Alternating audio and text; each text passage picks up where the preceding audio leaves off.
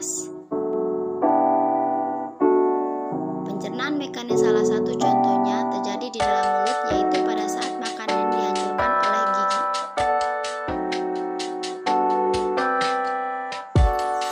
Pada pencernaan kimiawi terjadi reaksi kimia yang menguraikan molekul besar makanan menjadi molekul yang lebih kecil. Pencernaan kimiawi pada proses pencernaan biasanya dilakukan dan dibantu oleh enzim-enzim pencernaan, seperti enzim amilase pada mulut. Sistem pencernaan manusia terdiri atas organ utama berupa saluran pencernaan dan organ aksesori tambahan.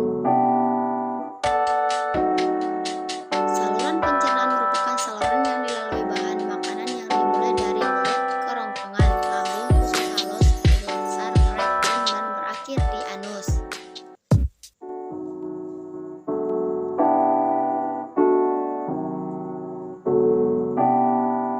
Selanjutnya melalui lidah, gigi, kelenjar air ludah, kelenjar saliva, hati, kantung empedu, dan pankreas merupakan organ aksesori yang membantu pencernaan mekanis dan kimiawi.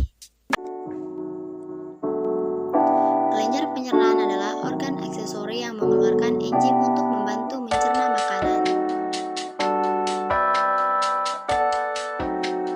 Di dalam mulut terdapat gigi, lidah, dan kelenjar air liur atau saliva.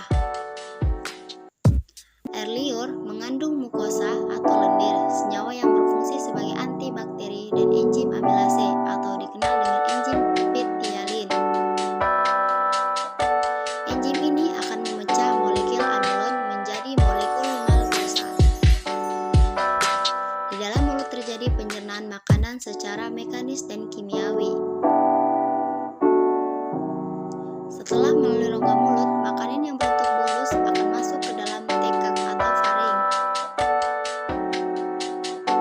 Faring adalah saluran yang memanjang dari bagian belakang rongga mulut sampai ke permukaan kerongkongan atau esofagus.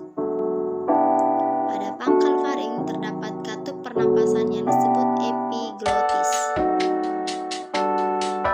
Epiglotis berfungsi untuk menutup ujung saluran pernapasan laring agar makanan tidak masuk ke saluran pernapasan. Setelah melalui faring, bolus menuju ke esofagus atau kerongkongan. Otot kerongkongan berkontraksi sehingga menimbulkan gerakan meramas yang mendorong bolus ke dalam lambung. Gerakan otot kerongkongan ini disebut gerakan peristaltik.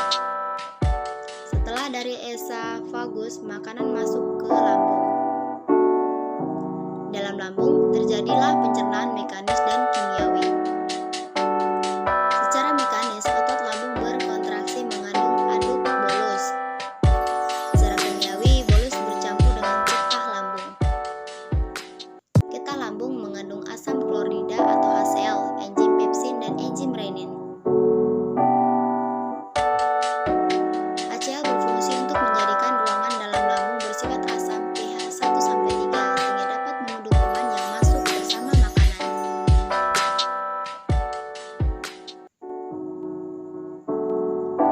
Enzim pepsin akan menghidrolisis atau memecah protein menjadi pepton atau campuran dari polipeptida dan asam amino. Enzim renin akan mendapatkan protein kasein yang terdapat dalam susu. Setelah melalui proses pencernaan selama 2-4 jam di dalam lambung, bolus menjadi bahan kekuningan yang disebut kimus atau bubur usus. Kimus akan masuk sedikit demi sedikit ke dalam usus 12 jari.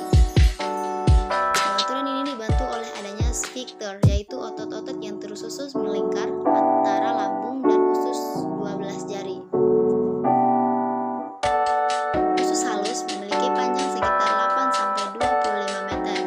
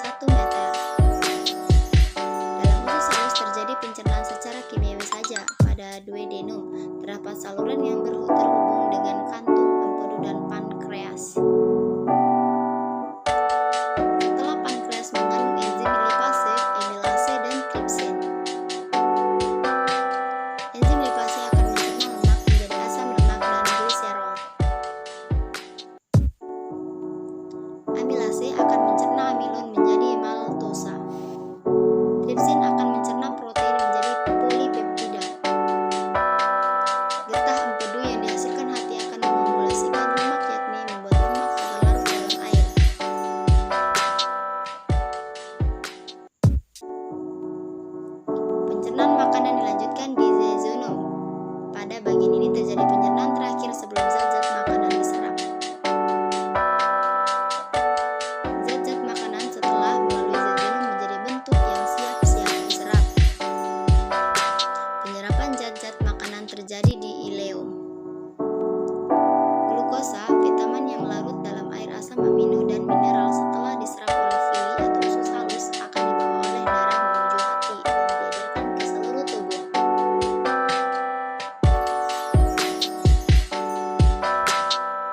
Struktur usus manusia memiliki lipatan-lipatan, baik bagian luar maupun bagian dalam.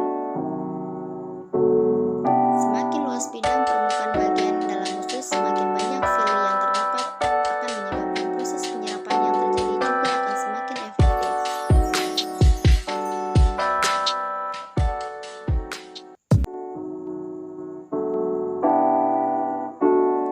Usus besar atau kolon memiliki panjang 1 meter dan terdiri atas kolon ascendens atau naik, kolon interspacium mendatar, dan kolon descendens menurun dan berakhir pada anus.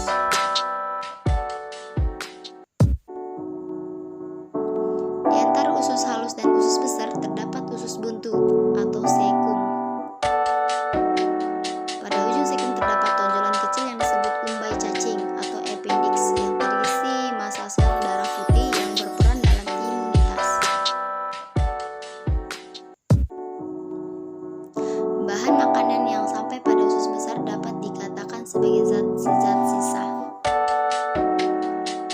Zat-zat sisa berada dalam usus besar selama 1-4 hari.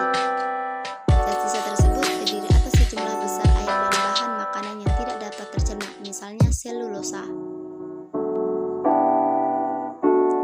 Usus besar berfungsi mengatur kadar air pada sisa makanan. Bila kadar air pada sisa makanan terlalu banyak, maka dinding usus besar akan menyerap kelebihan air tersebut. Sebaliknya, bila sisa makanan kekurangan air, maka dinding usus besar akan mengeluarkan air dan mengirimnya ke sisa makanan. Di dalam usus besar terdapat banyak sekali bakteri Escherichia coli yang membantu membusukkan sisa-sisa makanan tersebut. Bakteri Escherichia coli mampu membentuk vitamin K dan B12. Sisa makanan yang tidak terpakai oleh tubuh beserta gas-gas yang berbau disebut tinja atau fes. Terima kasih telah menonton video saya.